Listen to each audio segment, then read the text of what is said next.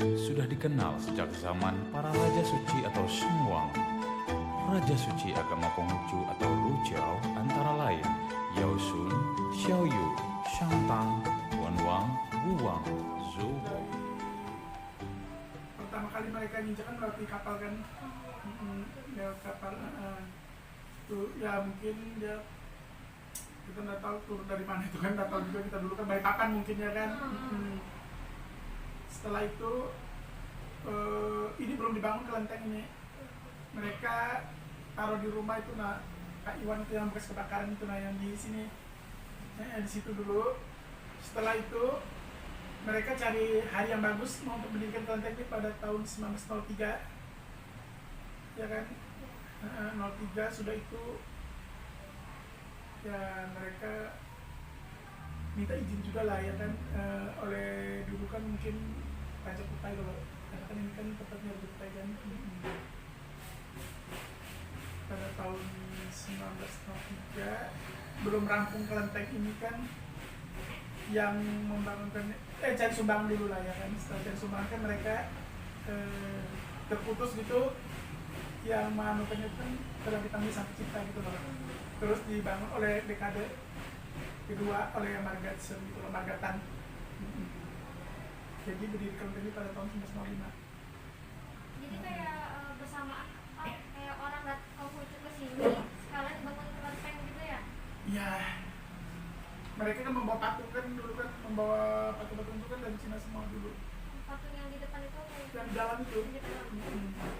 Gitu loh kan. Mereka kan masing-masing kan ada yang taruh di rumah. Iya. Itu perjalanannya sih nggak tahu mereka turunnya dari mana, kita belum tahu gitu loh. Karena kan itu sih maksudnya masing-masing tradisi lah mereka membawa lah. Iya. Gitu. Dibilang agama juga lain mereka kan, karena kan membawakan kepercayaan dulu kan di negara sana kan Konghucu kan tidak diakui. Iya. Cuma di Indonesia aja kan. Setelah itu ya boleh orang dibebaskan beragama itu aja. Mereka masing-masing membawa tradisi itu dulu. Yang apa kayak yang membawa, tahu nggak kalau yang kayak membawa agama Konghucu ke sini itu siapa namanya gitu? Yang membawa agama Konghucu ya ini orang yang terkenal istimewa ini ya, yang membawa. Mereka kan mendirikan dia di Jakarta itu lah, di Jawa Tengah mungkin itu kan mendirikan satu lembaga gitu loh. Lembaga Konghucu kan disebutkan Majelis Tinggi Agama Konghucu itu Matakin gitu loh. Itu sentral pusatnya di situ. Dulu kan orang kan harus waktu zaman Orde Baru kan agama Konghucu kan tidak diakui oleh pemerintah Soeharto kan. Terus jadi pada tahun berapa itu ya kan, yang tulisan-tulisan kita sekolah Cina dulu kan nggak boleh gitu loh. Iya. Jadi nggak sempat. Jadi mungkin kalau yang orang yang usianya sudah sekitar 60-50 ke atas ya ada. Yang kelahiran tahun 50-an itu kan masih sempat dia. Iya. Jadi agama Konghucu ini lama banget ya, dari tahun dulu tadi 1906 ya? Bukan, Apa Konghucu itu kan sebelum waktu ini loh, waktu itu loh. Karena kan di Cina itu kan mereka kan gini loh. Dulu sih oleh dinasti apa itu ya? Konghucu itu mengajarkan kita, menekankan kita itu bakti itu loh. Bakti. Yang diutamakan bakti kepada orang tua? leluhur, orang tua, sama-sama ini kita, terus saling sama agama yang lain kita saling menghormati. Terus di dalam ajaran Konghucu itu menekankan itu ya itu bakti aja. Paling ditekankan gitu ya? Ya bakti. Terus ini kok apa namanya, kan kalau di Islam sendiri kan kalau misalnya kita mau sembahyang gitu ya, itu kan kayak ada bacaan bahasa Arab gitu sama bahasa Indonesia. Ya sama kita di sini pun juga, karena dulu gini loh ya kan, generasi sekarang ini kan udah ngerti bahasa Mandarin gitu loh. Iya, sama. Jadi kan bahasa Indonesia. Nah, Jadi setelah mereka itu yang mana orang tua-tuanya kita ada 2 bahasa jadi dipakai, ada 3 bahasa dipakai kalau dalam upacara sembahyang itu. Kalau umum, kalau misalnya ada orang dari luar misalnya datang, ada bahasa Indonesia, ada bahasa Mandarinnya, ada bahasa Inggrisnya. Jadi kan ada kan sama kayak Arab juga kan? Iya. Ada 3 bahasa jadi kita pakai. Kalau sudah kita ada di sini ini, tidak ada orang, misalnya orang luar masuk, kayak mana Jepang apa kan? Nah kita ada 2 bahasa, Indonesia sama bahasa Mandarin. Gitu. Jadi kalau misalnya kita sembahyang itu boleh ya pakai bahasa Iya. sama aja gitu. Mau bahasa Indonesia itu kan tergantung Iya. kan kembalinya ke hati kita loh. Betul. Masa kita mau nyuruh, oh kamu harus baca ini enggak kan? Ya menurut kepercayaannya lah. Iya. Karena kan kita kan misalnya situ mau doa sebenarnya silahkan, karena kan menurut kepercayaan situ. Nggak diharuskan, oh kamu harus baca kita punya enggak. Yang penting kita mengarahkan jalan yang baik itu aja.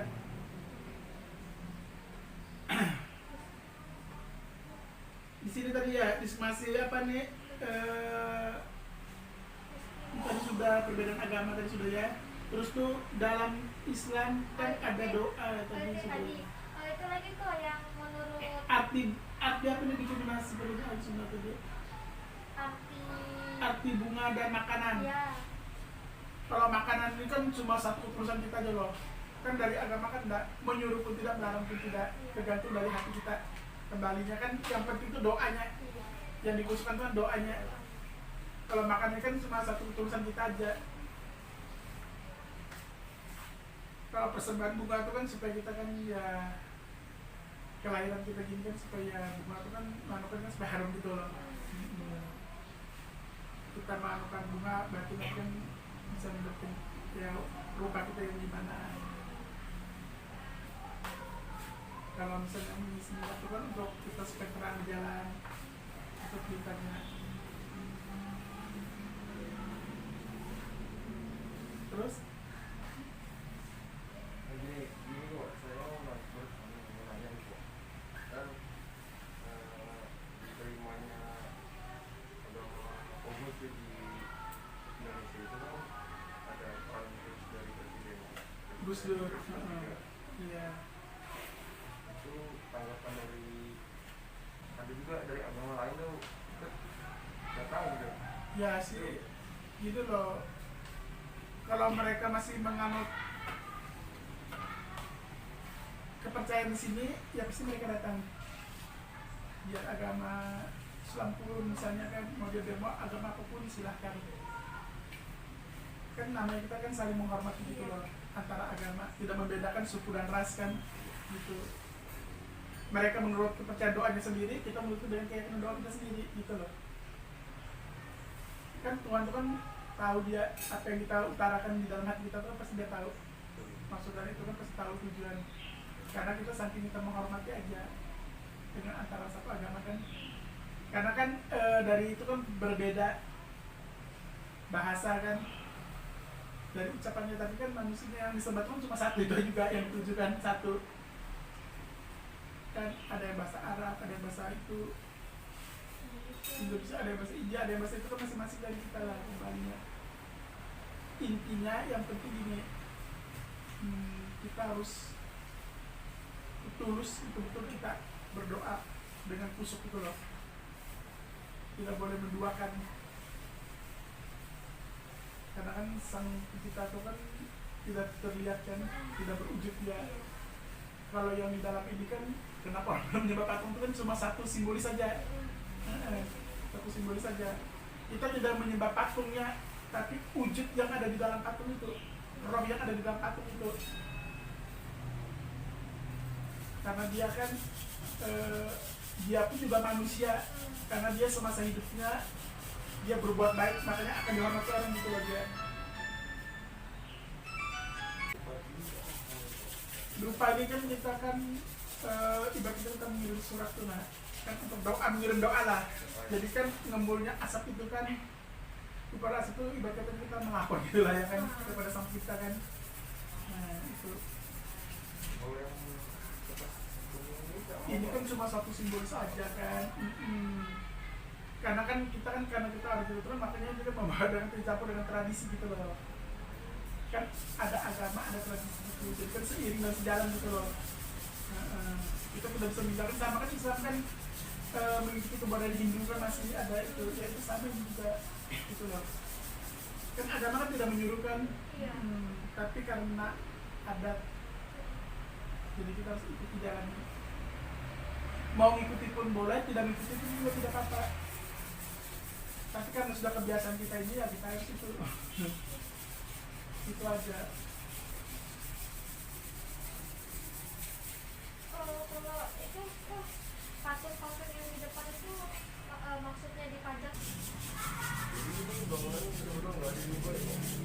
Nah, yang dirubah, yang maksudnya yang direnovasi itu, atap sama lantai aja.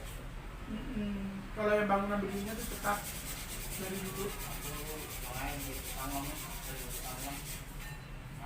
Ini ada merek lanteng ini kan, ya pernah di bom Jepang. Kalau kamu bertanya itu orang corona Bom Jepangnya, bomnya tuh lalu pengelolaan pabrik minyak yang ada di belakang kelenteng ini. Karena ini sana satu. apa lah mana Dua itu karena di bom Jepang. mana kamu dari mana kamu? Kamu ini merampok berbohong. Kan ada juga Ini loh ya, sudah ada di kesana sini kita nggak bisa, bukan mengambil dari konghucu aja ya kan, di sini kan ada macam agama gitu loh ya kan. Ada yang Buddha, Iya. ya tapi ya mereka tetap ya kan harus larinya kan di konghucu juga. Kalau urusan kematian konghucu itu kan harus dipimpin oleh majlis anunya juga sendiri. Maksudnya Islam itu kan kayak ada ustadznya gitu loh, Iya. pemuka agamanya lah, ini aja yang menguruskan kalau dia betul beragama konghucu. Itu pun juga kita harus tanya juga, dia ini mau mau upacara ini menurut agama Konghucu atau dengan tradisi. Kita harus tanya dulu kepada keluarga yang bersangkutan. Bukan kita olah mentang-mentang ini dia sama-sama orang itu udah boleh kita sedorong, nggak boleh kan, kita harus tanya dulu betul-betul. Jadi kan supaya tidak bertentangan gitu loh. Iya. Jadi ada yang sesuai dengan tradisi dan juga Ada yang sesuai mengikuti agama kan, ada yang mengikuti agama Buddha, ya kan, ada yang mau kita bacakan dari Konghucu boleh, terus ada yang mau mintakan dari tradisi pun juga boleh. Itu kan tergantung dari keluarga yang minta. Mereka harus belajar dulu. Kalau mereka sudah bisa memahami tata ibadahnya kan baru mereka belajar kita ikutan. Kalau di dalam agama kita tuh kan pengakuan iman gitu loh.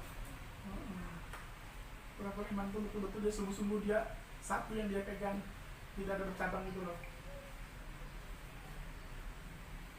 Kan kalau Islam kan baca ada kalimat syahadatnya kan, sama juga kita gitu kan ada juga untuk memasukkan orang kan. Itu pun juga misalnya dia mau pindah agama pun dia harus ada persetujuan juga dari kedua orang tuanya, belah pihak kan. Kalau dia mau misalnya mau kawin beda agama kan, terus dia atau mengikuti suaminya kan, agama Konghucu kan mereka harus mengurus dulu administrasinya dulu itu. Setelah itu kan harus ada persetujuan dari sebelah pihak. Sedangkan kadang-kadang kita nggak berani juga, takutnya nanti kan dituntut sama orang. Nah, tadi tuh apa namanya? Saya penasaran maksudnya gimana sih cara sholatnya gitu atau cara sembahyangnya itu sih saya orang datang tuh gimana? Ini kan tradisi kan mereka kan pasti kan sembahyang kepada Sang Pencipta kan. Pertama kepada Sang Pencipta, apa yang undang-undang kita yang di dalam itu kan kita ungkapkan gitu loh. Kepada Sang Pencipta kan yang tahu dong diri kita sendiri, antara kita sama yang di atas itu loh. Kan ya kalau tradisinya mereka kan ya pakaiannya kan sembrono kan, kalau betul-betul kalau keagamaan kan harus pakainya sopan gitu loh. Nah itu kita dipimpin oleh satu tokoh agama gitu yang memahami betul-betul agama, baru bisa dia memimpin ibadah gitu loh. Ya kan berpakaiannya, terus mereka pun juga masuk di dalam ibadah pun harus sopan. Kalau masih berisik itu ini kan percuma kita mau beribadah. Harus pertama masuk kan harus cuci tangan dulu, harus bersihkan, pikiran pun harus jernih dulu betul-betul kita, baru kita masuk ke dalam. Kalau pikiran kita masih itu jangan.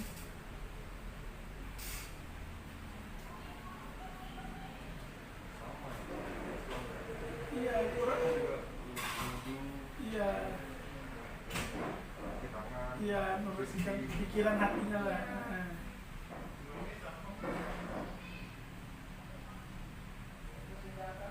pikiran Anda tenang, ya jangan dibawa beribadah dulu. Ya kan?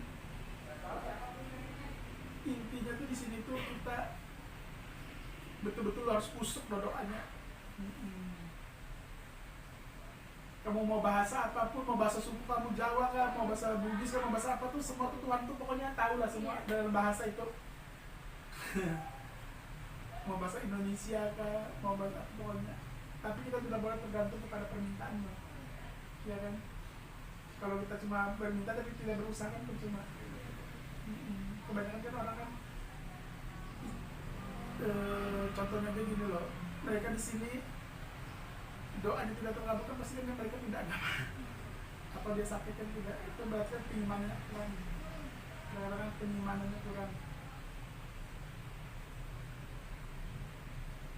Pengimanannya, makanya saya lihat banyak mereka ini ada di pengimanannya kurang.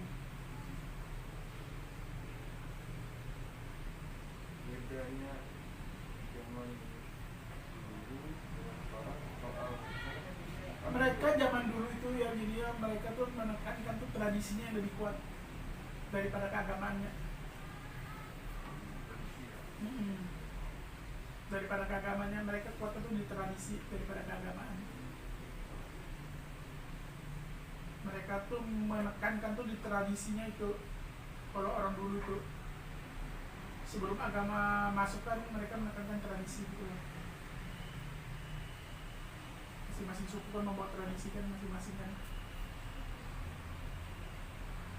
Setelah agama masuk kan pelan-pelan kan mereka kan memahami, pelan-pelan tradisi itu kan gitu kan dikesampingkan, tapi tidak terlalu berlebihan gitu loh. Kalau dulu kan berlebihan yang tradisinya harus banyak itu ini.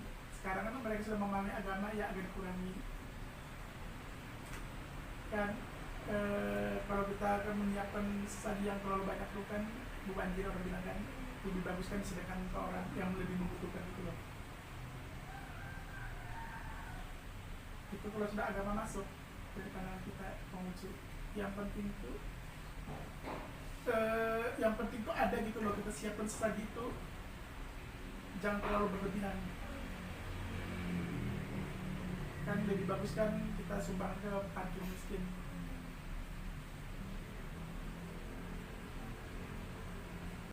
Terus apa kayak hari sembahyang besar itu kayak hari apa itu? Itu kan setiap hari, misalnya kan kita yang hari kelahirannya Dewa Dewinya ya kan, itu kan pasti kan ada tanggalnya sudah ditentukan. Ada ditentukan sudah. Kalau sembahyang tiap bulan itu kan hitungan Cina itu kan setiap tanggal 1 Cina sama tanggal 15 Cina. Itu pasti banyak umat datang beribadah. Tapi beribadah tuh bukan dengan cara dipimpin oleh itu loh kan, masing-masing pribadi gitu loh. Kalau keagamaan kan harus dipimpin oleh satu tokohnya agama gitu loh. Di sini agama iya, tradisi pun iya. Jadi kita dua pakai. Iya, kita harus sesuaikan iya. Mereka kan harus ikut keagamaan dulu. Setelah agama sudah dipimpin ini kan baru mereka mengikuti tradisi nanti. Kalau dulu kan enggak, agama disampingkan dulu, jadi tradisi yang didulukan. Sekarang enggak, agama didulukan baru tradisi. Tapi biar mereka mau siapkan sesaji banyak tuh silakan aja, enggak apa-apa. Karena mereka kan dari penghasilan mereka itu kan ya mereka itu paham mereka sendiri lah. Kalau menurut saya sih jangan terlalu berlebihan, tapi kan itu kan kemauan mereka, karena mungkin mereka rezekinya punya bagus saja. Silakan aja, kita nggak bisa larang juga. Itu makanya kadang-kadang tuh saya kalau di agama itu tuh jangan terlalu ketahui gitu loh. Mereka kadang-kadang sini tuh memandang tuh kasih pengarang tuh ketahuan kebanyakan. Makanya saya tantang itu kalau lagi kebanyakan ketahuan. Akhirnya kan orang bingung pindah agama nanti, ya kan? Ya agama kita jangan terlalu munafik, satu, jangan terlalu maksudnya jangan terlalu itu agama kita benar, jangan. Kita harus introspeksi diri kita sendiri dulu. Itu. sekali lagi kamu tuh di sini juga bisanya di kelentengnya juga dipakai buat pernikahan. Ya menurut di sini lah kan mereka gini loh, di sini kan kita ada 3 agama gitu loh, maksudnya di bawah satu naungan PIT gitu. Jadi kan di sini tapi menurut tata upacaranya Konghucu masih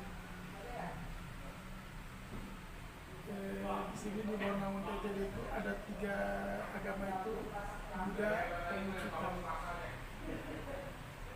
Karena Kelantan kita kiblatnya bukan Buddha, jadi kita ambil Konghucu sama Taonya, ya kan?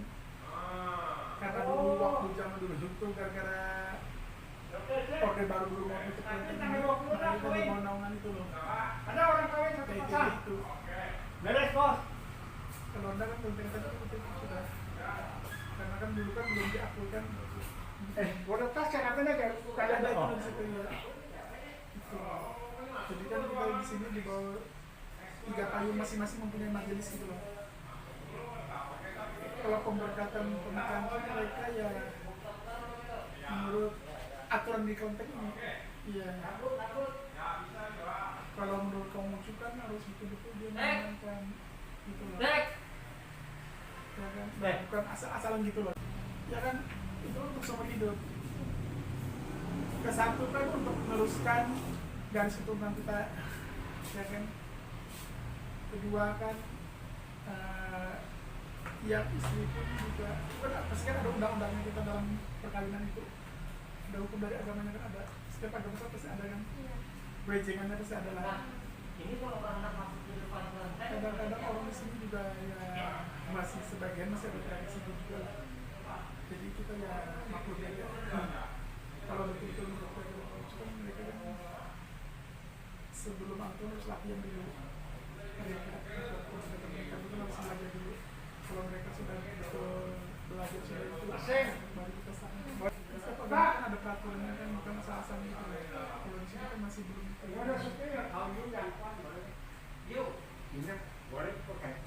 Minyak goreng. Terus juga ada yang merasa tersinggung ya, saya juga sebagai pengurus Kelenteng kan ya minta maaf sebesar-besarnya. Kalau tahu kan ada tersinggung sedikit tentang masalah agama, ya kan. Bersama Kabupaten. Semoga ini sedikit pelajaran kita tentang perbandingan agama Islam dan juga Konghucu. Alhamdulillah di sini kita dapat pelajaran yang banyak dan juga dapat hal-hal baru yang ada dan juga berbagi pengalaman. Ya, sekian. Jika ada salah kata, mohon maaf. Wassalamualaikum warahmatullahi wabarakatuh.